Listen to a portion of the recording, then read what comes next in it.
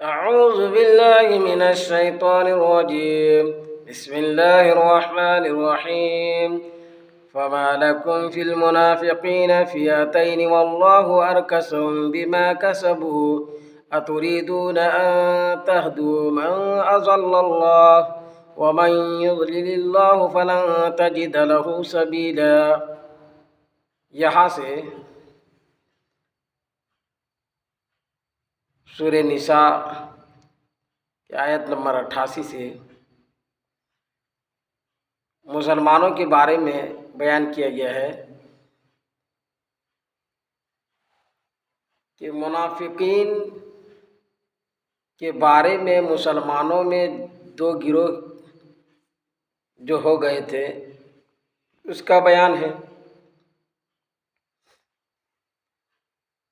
اصل مسئلہ یہ ہوا تھا کہ جیسے جنگ احد میں نبی کریم صلی اللہ علیہ وسلم 1000 افراد کو لے کر کے مدینہ سے نکلے۔ عبداللہ بن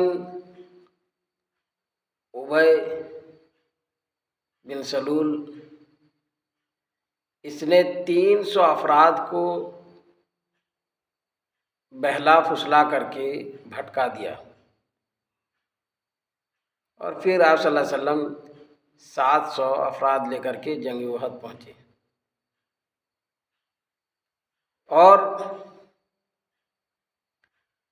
منافقوں میں سے کچھ لوگ تھے جو رک گئے، کچھ لوگ وہ تھے جو ایمان والے تھے۔ تو اب ایمان والوں میں سے جو نبی کے ساتھ تھے ان میں اختلاف پیدا ہو گیا کہ ایک جماعت یہ کہنے لگی کہ جو لوگ نہیں آئے ہیں رک گئے ان لوگوں کو مار دینا چاہیے۔ دوسرے لوگ کہنے لگے کہ نہیں، وہ بھی مسلمان ہیں، ایمان والے ہیں، ان کو نہیں مارنا چاہیے۔ اسی کا یہاں بیان ہے۔ اس کے بعد پھر کافروں کی جو آرزویں ہیں، تمنا ہے، اس کو بیان کیا گیا ہے کہ وہ تو یہی چاہتے ہیں کہ جس طرح وہ خود کافر ہیں اسی طرح تم لوگ بھی کافر ہو جاؤ اور سب آپس میں برابر ہو جاؤ۔ لیکن اللہ تعالیٰ نے فرمایا کہ جب تک وہ جہاد کے لیے اپنے گھر بار نہ چھوڑیں اور تمہارے ساتھ نہ جائیں تو ان کو دوست نہ بناؤ، اور پھر وہ جہاں بھی کہیں بھی مل جائے تو اسے مار ڈالنے کا حکم دیا ہے۔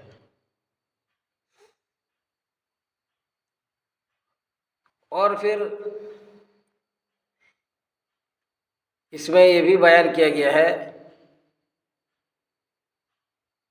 کہ بہت سے لوگ تو وہ ہیں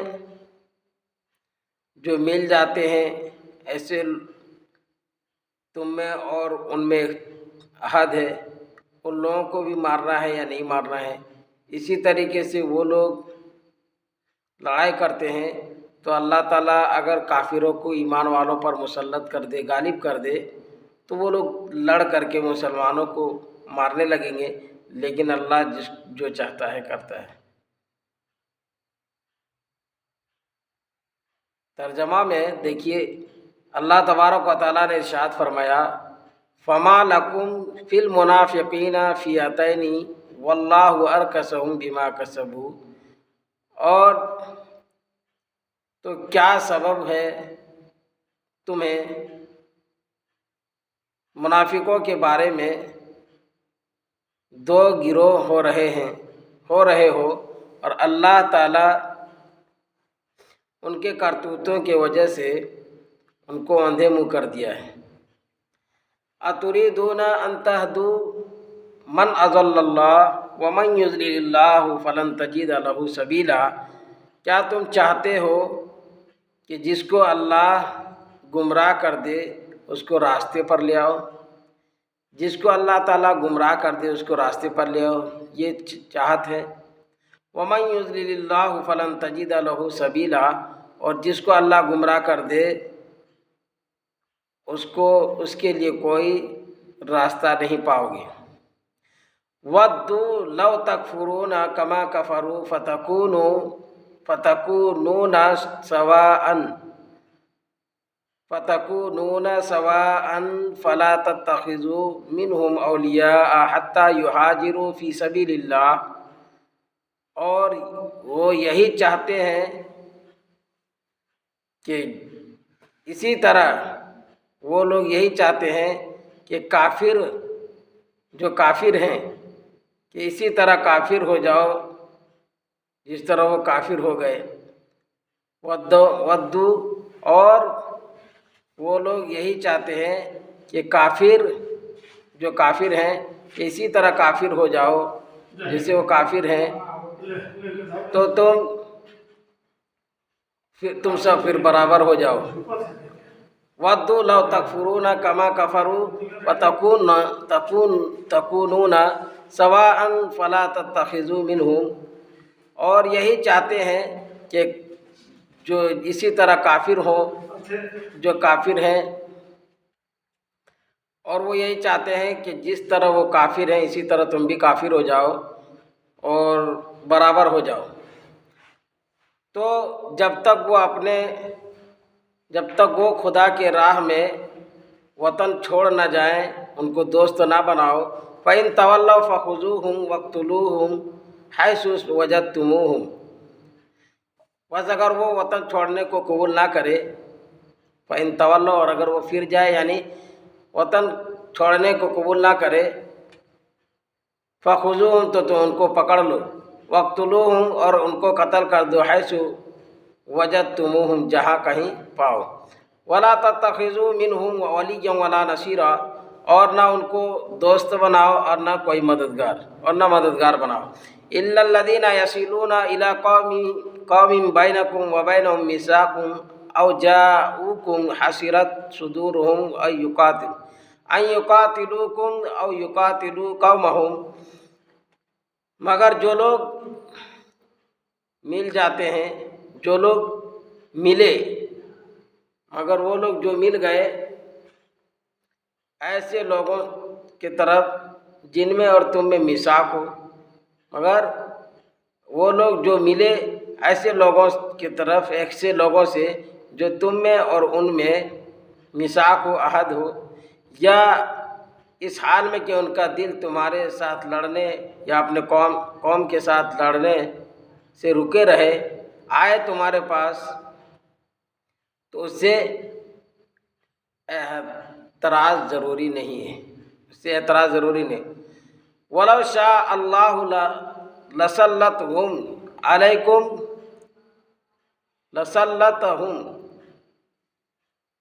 عَلَيْكُمْ فَلَقَاتَلُوكُمْ، اور اگر اللہ ان کو تم پر غالب کر دے تو وہ تم سے لڑیں گے. فَإِنْ اعْتَزَلُوكُمْ فَلَمْ يُقَاتِلُوكُمْ وَأَلْقَوْا إِلَيْكُمُ السَّلَامَ، بس اگر وہ کنارہ کشی اختیار کر لیں اور نہ لڑیں تم سے، اور پیغام صلح تمہارے طرف بھیج دیں، فما جعل اللہ لکم علیہم سبیلا، تو کوئی راستہ نہیں تمہارے لیے ان پر، تو اللہ تعالیٰ نے تمہارے لیے ان پر کوئی راستہ نہیں بنایا.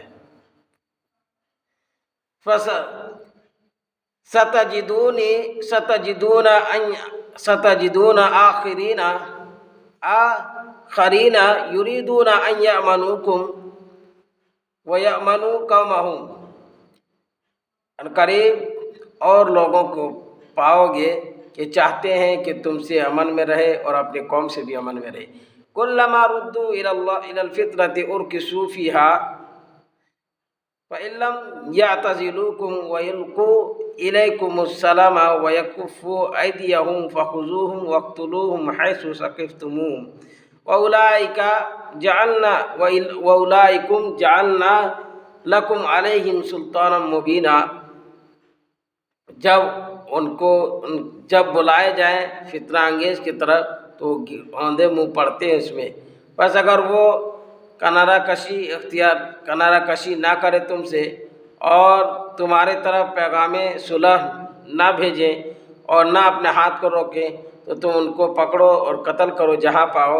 یہی لوگ ہیں کہ ہم نے تمہارے لیے ان پر سند صریح مقرر کیا ہے. اب اس کے بعد یہاں سے اگلی جو آیت ہے قتل کے بارے میں ہے.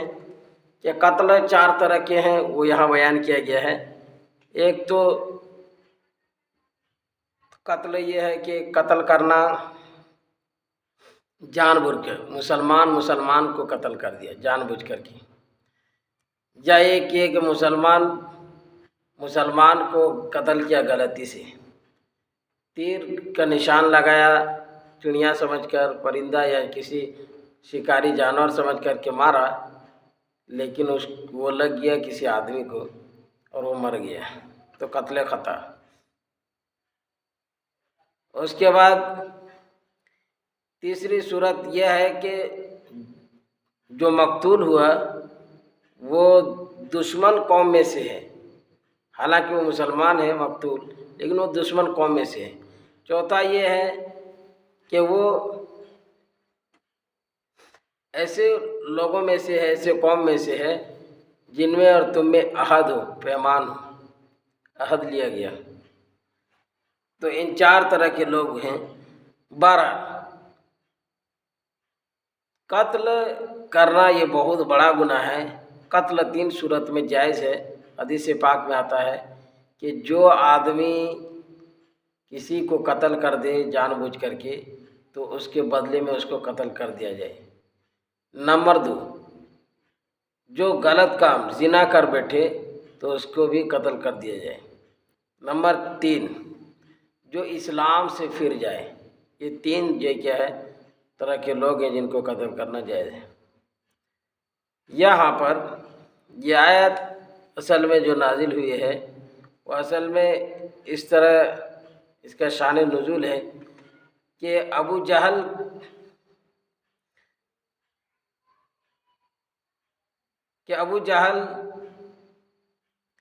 کہ ماں کے طرف سے رشتہ ہے، اس کا بھائی عیاش یہ اسلام لے آیا، مسلمان ہو گیا، لیکن اس کی ماں کے طرف سے جو رشتہ تھا اس کا نام اسما بنت مخرمہ تھا۔ وہ کہنے لگی کہ جب تک یہ لڑکا جو ہے اسلام نہیں چھوڑے گا تو میں کھانا وانا نہیں کھاؤں گی۔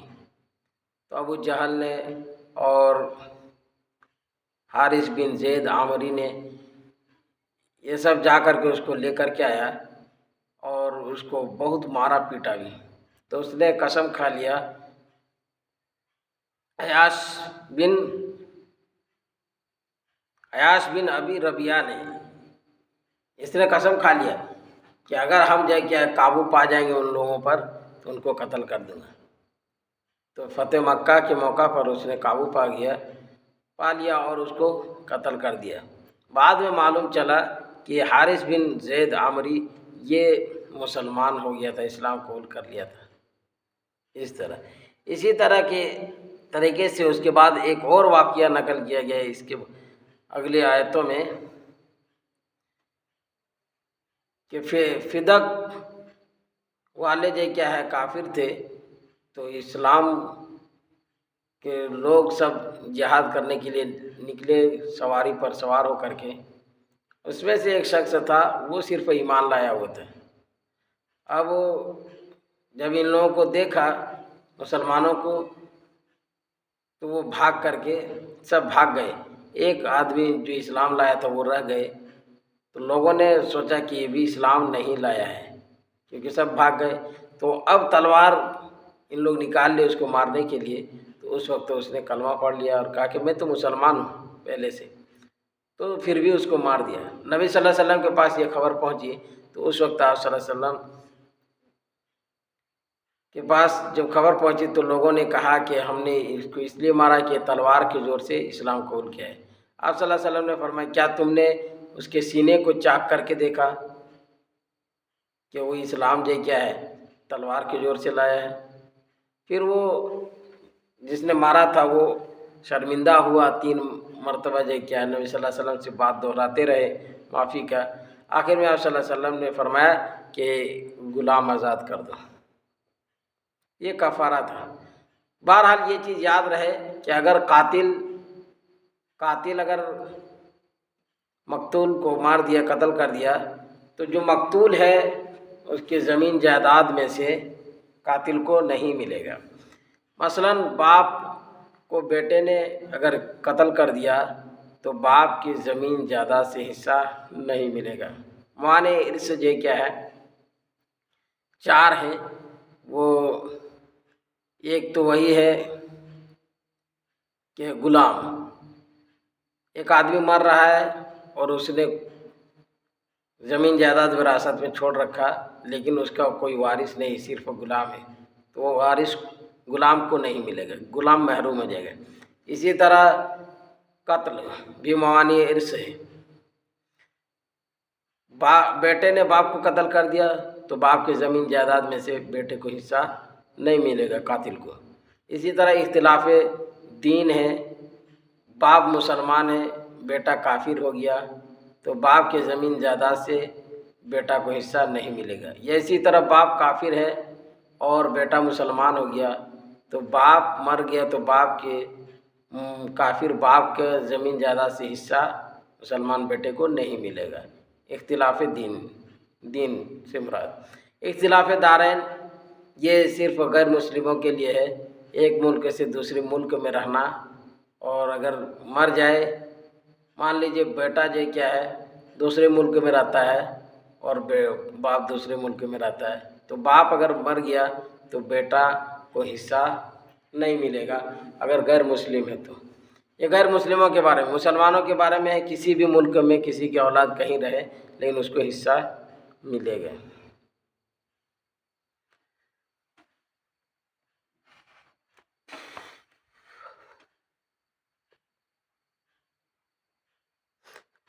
وما كان لمؤمن أن يقتل مؤمنا إلا خطأ ومن قتل مؤمنا خطأ فتحرير رقبة مؤمنة ودية مسلمة إلى أهله إلا أن يصدقوا، اور کسی اور مسلمان کے لیے، مومن ایمان والوں کے لیے جائز نہیں کہ وہ کسی ایمان والے کو قتل کرے مگر غلطی سے ہو جائے تو کوئی حرج نہیں۔ ومن قتل مؤمنا خطأ، اور جو کوئی جس نے کسی مسلمان کو غلطی سے قتل کر دے، فتحریر رقبۃ مؤمنہ ودیۃ مسلمۃ الی اہلہ، تو مسلمان غلام آزاد کرے اور مقتول کے ورثہ کو خون بہا دے دے۔ غلام بھی آزاد کرے اور مقتول کے ورثہ کو خون بہا دے دے قتل کے پہلے کیس میں، یعنی جان بوجھ کر کے اگر قتل کر دیا تو قاتل کے ذمہ میں ہے کہ وہ ایک غلام آزاد کرے اور مقتول کے ورثہ کو خون بہا دے گا، جو قیمت یہ کیا ہے مانگے گا، خون ضائع کرنے کی قیمت۔ الا ان یصدقوا، مگر یہ کہ وہ صدقہ کر دے، یعنی معاف کر دے۔ اگر معاف کر دے تو کوئی بات نہیں۔ وَإِن كَانَ مِن قَوْمٍ عَدُوٍّ لَكُمْ وَهُوَ مُؤْمِنٌ فَتَحْرِيرُ رَقَبَةٍ مُؤْمِنَةٍ، بس اگر وہ یعنی مقتول تمہارے دشمن قوم میں سے ہو اور وہ مومن ہو، جو مقتول ہے وہ دشمن قوم میں سے ہے لیکن وہ مومن ہے، تو ایک مسلمان غلام آزاد کرے گا۔ مسلمان غلام آزاد کرنا چاہیے، صرف غلام آزاد کرنا چاہیے۔ ودیت یہ خون بہا نہیں دے گا، اس میں صرف غلام آزاد کر دے گا۔ کب؟ جب تمہارے دشمن کے قوم میں سے وہ آدمی ہے، تمہارے دشمن کے قوم میں سے وہ آدمی ہے مقتول اور وہ مسلمان ہے، مسلمان ہو گیا، دشمن قوم میں سے تھا مسلمان ہو گیا، تو اب صرف اس کے بدلے میں اس کو اگر قتل کر دیا ہے، قتل کرنا تو یہ بہت بڑا گناہ ہے، لیکن اگر کر دیا تو مسئلہ یہ ہے کہ صرف جب غلام آزاد کر دے گا اور اس کے جو کیا ہے ورثہ اور مقتول کے ورثہ کے درمیان کوئی دیت وغیرہ نہیں دی جائے گی۔ وَإِن كَانَ مِن قَوْمٍ بَيْنَكُمْ وَبَيْنَهُم مِّيثَاقٌ فَدِيَةٌ مُّسَلَّمَةٌ إِلَىٰ أَهْلِهِ، اور اگر وہ یعنی مقتول ایسے لوگوں میں ہو کہ جن میں اور تم میں میثاق ہو، عہد ہو، تو ورثان مقتول کو خون بہا دے دے، و تحریر رقبۃ مومنہ، اور تحریر اور آزاد اور مسلمان غلام آزاد کرے، جس کے درمیان یہ کیا ہے عہد ہوا ہو، اور اس کو اگر قتل کر دیا تو پھر یہ کیا ہے وہ خون بہا بھی دینے پڑے گا اور غلام بھی آزاد کرنے پڑے گا۔ فمن لم یجد فصیام شہرین متتابعین، جو میسر نہ ہو، غلام میسر نہ تو 2 مہینے لگاتار 2 مہینے کے روزے رکھے، بس اگر میسر نہ ہو غلام تو 2 مہینے لگاتار 2 مہینے کے روزے رکھے۔ توبۃ من اللہ وکان اللہ علیما حکیما، یہ کفارہ ہے اللہ تعالیٰ کی طرف سے توبہ قبول کرنے کے لیے۔ وکان اللہ، اور اللہ تعالیٰ علیما جاننے والا ہے، حکیما حکمت والا ہے۔ ومن يقتل مؤمنا متعمدا فجزاؤه جہنم خالدا فيها وغضب الله عليه ولعنه وعد له عذابا عظیما، اور جو کوئی کسی مومن کو عمدن قتل کر دی، جان بوجھ کر کے کسی مسلمان کو اگر قتل کر دے، فجزاؤه، تو اس کی سزا کیا ہے؟ جہنم ہے، ہمیشہ اس میں رہیں گے۔ وغضب اللہ علیہ، اللہ تعالیٰ غضبناک ہوگا اس پر، ولعنہ، اور اس پر لعنت کرے گا، وعد له عذابا عظیما، اور اس کے لیے بڑا عذاب تیار کر رکھا ہے۔ یا ایھا الذین آمنوا اذا ضربتم فی سبیل اللہ فتبینوا ولا تقولوا لمن القی الیکم السلام لست مؤمنا، اے ایمان والو جب تم سفر کرو اللہ کے راستے میں تو تحقیق کر لیا کرو، اور جو تم کو سلام علیکہ کہے تو اس شخص کو نہ کہو کہ تم مسلمان نہیں ہیں، تم مومن نہیں ہیں۔ یہ فدق کے لوگوں پر جب چڑھائی کیا مسلمانوں نے اور قتل کر دیا، حالانکہ وہ کہہ رہا تھا کہ میں مسلمان ہوں، تو وہی کہا گیا کہ کوئی اگر سلام کرے تم کو اور کہے کہ میں مسلمان ہوں تو اس کو قتل نہ کرو، اور نہ کہو کہ تم مومن نہیں ہیں، تحقیق کر لیا کرو۔ تبتغون عرض الحیات الدنیا فعند اللہ مغانم کثیرہ فعند اللہ مغانم کثیرہ، اس سے تمہاری غرض دنیا زندگی کو حاصل کرو، اس سے تمہاری غرض یہ ہو کہ دنیا زندگی کو حاصل کرو، تو اللہ کے نزدیک بہت ساری غنیمتیں ہیں۔ کذالک کنتم من قبل فمن اللہ علیکم فتبینوا ان اللہ کان بما تعملون خبیرا، اسی طرح تم پہلے تھے، بس اللہ تعالیٰ کا احسان ہوا تم پر، اللہ تعالیٰ نے احسان کیا تم پر تو تم تحقیق کر لیا کرو۔ ان اللہ کان بما تعملون خبیرا، بے شک اللہ تعالیٰ باخبر ہے جو تم کرتے ہو۔ لا يستوي القاعدون من المؤمنین غیر اولی الضرر والمجاہدون فی سبیل اللہ باموالہم وانفسہم، مسلمان گھر میں بیٹھنے والے مسلمان جس کو کوئی ضرر نہ رکھتے ہو اور اللہ کے راستے میں اپنے مال اور جان سے جہاد کرنے والے برابر نہیں ہو سکتے۔ فضل اللہ المجاہدین باموالہم وانفسہم علی القاعدین درجہ، اللہ تعالیٰ نے ان کے مال اور ان کے جان سے مجاہدین جہاد کرنے والے کو فضیلت دی بیٹھنے والے پر درجے میں۔ وَكُلًّا وَعَدَ اللَّهُ الْحُسْنَىٰ، اور سب کے ساتھ حسن اچھائی کا معاملہ، اچھائی کا وعدہ کیا ہے، سب سے بھلائی کا وعدہ کیا ہے، اچھائی کا، یعنی اللہ تعالیٰ نے سب کو وعدہ دیا ہے اچھائی کا۔ جو جہاد میں جا رہا ہے اس کے ساتھ بھی بھلائی کا معاملہ کیا اللہ تعالیٰ نے، جو نہیں بھی جا رہا اس کے ساتھ، جو گھروں میں بیٹھے، آیت کریمہ سے مطلب صاف ہے کہ جو جہاد میں کرنے گیا وہ بھی اللہ تعالیٰ کہ ان کے ساتھ بھلائی کا معاملہ کا وعدہ کیا ہے، اور جو گھر میں بیٹھے رہتا ہے اس کے ساتھ بھی۔ تو اب جو ہے معلوم ہوا کہ یہ سب بھلائی کا معاملہ وَكُلًّا وعد اللہ الحسنى سے مراد اللہ تعالیٰ نے سب کے لیے جنت کا وعدہ کیا ہے۔ سارے صحابہ جنتی ہیں، اللہ تعالیٰ نے سب کے ساتھ حسن سلوک کا جو کیا ہے وعدہ کیا ہے کہ سب کو اچھا بدلہ دیں گے، یعنی جنت۔ وَفَضَّلَ اللّٰهُ الْمُجَاهِدِينَ عَلَى الْقَاعِدِينَ أَجْرًا عَظِيمًا، اور اللہ تعالیٰ نے مجاہدین جہاد کرنے والوں کو بیٹھنے والے پر اجر عظیم کے لحاظ سے فضیلت بخشی ہے۔ درجات منہ ومغفرۃ ورحمہ، یعنی اس کی طرف سے درجوں میں، ومغفرت اور مغفرت میں، ورحمت اور مغفرت میں۔ وکان اللہ غفور الرحیم، اور اللہ تعالیٰ معاف کرنے والا رحم کرنے والا ہے۔ اللہ تعالیٰ معاف کرنے والا اور رحم کرنے والا ہے، مہربان ہے۔ اب یہاں سے ایک مسئلہ اور ہے کہ جو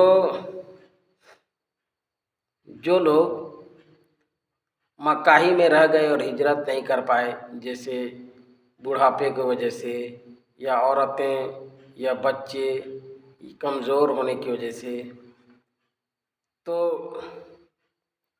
وہ تو ٹھیک ہے، یہ مجبوری ہے۔ لیکن جو جان بوجھ کر کے جو کیا ہے نہیں ہجرت کیے، اور پھر وہ ہجرت نہیں کیے اور روح قبض کرنے کے لیے آئے فرشتے، تو فرشتوں نے ان سے کہا کہ تم کس حال میں تھے؟ تو ان لوگوں نے کہا ہم لوگ یہ کیا ہے زمین میں کمزور تھے، عاجز تھے۔ تو پھر اسی کو یہ کیا ہے کہا گیا کہ کیا اللہ کی زمین اور نہیں تھی؟ پورا ملک خالی ہے، کہیں بھی جا کر کے بستے، کیوں نہیں ہجرت کی؟ گھروں میں کیوں رہ گئے؟ تو ہجرت کرنا ضروری تھا اس ٹائم۔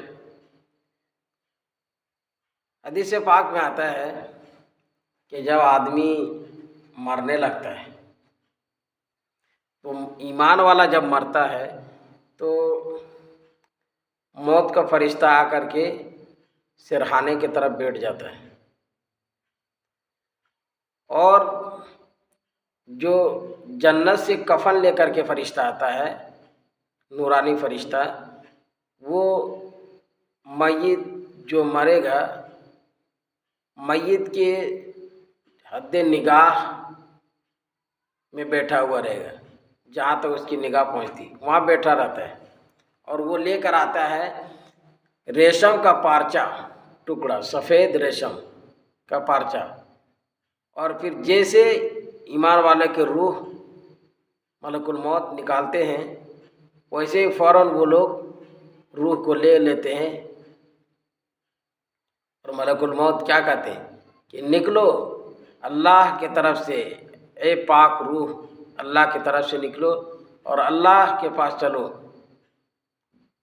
تم سے اللہ خوش ہے اور تم بھی اللہ سے خوش ہو، اللہ کبھی ناراض نہیں ہوا۔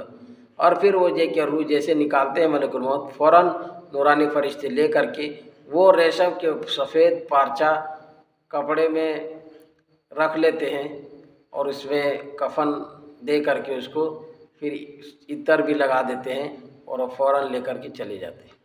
اسی طرح کافر کے جو روح بھی اسی طرح نکالتے ہیں، لیکن اس میں یہ ہے کہ جب ملک الموت اس کی روح نکالتے کافروں کی، تو روح ادھر ادھر بھاگنے لگتی ہے، تو اس کو پکڑ کر کے نکالتے، کہتے اے ناپاک روح تم نکلو اور چلو اللہ کے حکم سے۔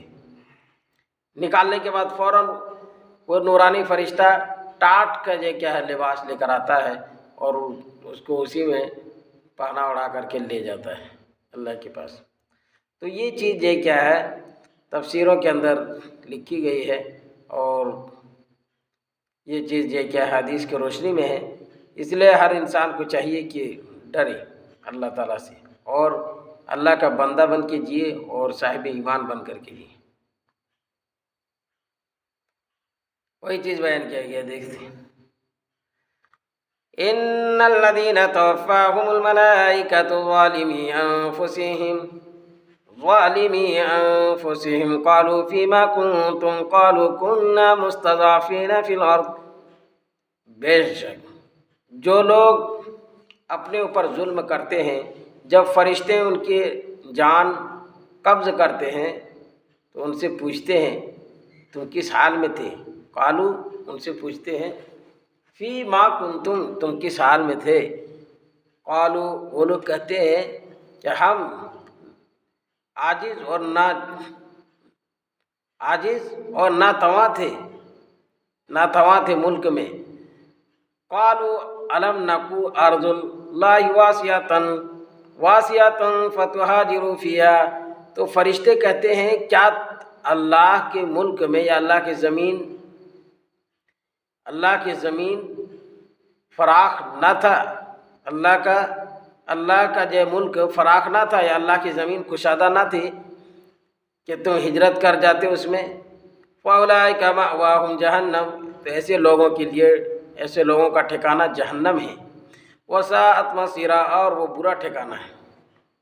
اگر کوئی ہجرت کر گیا، اللہ کے راستے میں نکل گیا اور مر گیا تو یہ کیا وہ اللہ کے ذمہ میں آ رہا ہے۔ إِلَّا الْمُسْتَضْعَفِينَ مِنَ الرِّجَالِ وَالنِّسَاءِ وَالْوِلْدَانِ لا يستطيعون حيلة ولا يهتدون سبيلا، ہاں، جو مرد اور عورت اور بچے بے بس ہیں، مستضعفین بے بس ہیں، جو مرد اور عورت اور بچے بے بس ہیں، لا یستطیعون حیلۃ، کوئی ہیلا، کوئی تدبیر نہیں کر سکتے، کوئی ہیلا اور تدبیر نہیں کر سکتے ہیں، ولا یہتدون سبیلا، اور راستہ نہیں پاتے، یعنی راستہ وہ نہیں دیکھتے ہیں یا نہیں پاتے ہیں۔ فاولئک عسى اللہ ان یعفو عنہم، امید ہے کہ اللہ تعالیٰ ان کو معاف کر دے گا۔ وکان اللہ غفورا رحیم، عفوا غفورا، اور اللہ تعالیٰ معاف کرنے والا، بخشنے والا ہے۔ ومن يهاجر في سبيل الله يجد في الارض مراغما كثيرا وسعا، اور جو شخص اللہ کے راستے میں ہجرت کر جائے، وطن چھوڑ جائے، جو شخص اللہ کے راستے میں وطن چھوڑ جائے تو وہ زمین میں، ملک میں بہت جگہ پائیں گے، وہ زمین میں ملک میں بہت جگہ پائیں گے کشادہ۔ ومن يخرج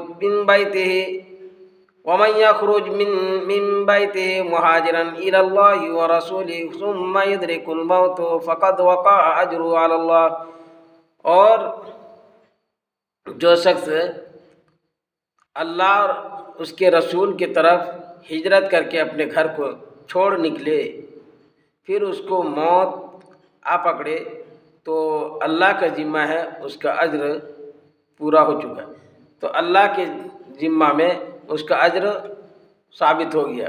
وَكَانَ اللَّهُ غَفُورًا رَحِيمًا، اور اللہ تعالیٰ معاف کرنے والا، رحم کرنے والا ہے۔ جو ہجرت کر کے نکل گیا اللہ کے راستے میں اور پھر وہ مر گیا تو اب اللہ تعالیٰ یہ کیا ہے، اللہ تعالیٰ کے ذمہ میں یہ ثابت ہو گیا کہ اس کا اجر ثواب اسے عطا کرے گا۔ تو معلوم ہوا اس وقت نبی کریم صلی اللہ علیہ وسلم کے زمانے میں ظلم و ستم زیادہ کیا جا رہا تھا، جس کی وجہ سے ہجرت کا حکم نازل ہوا۔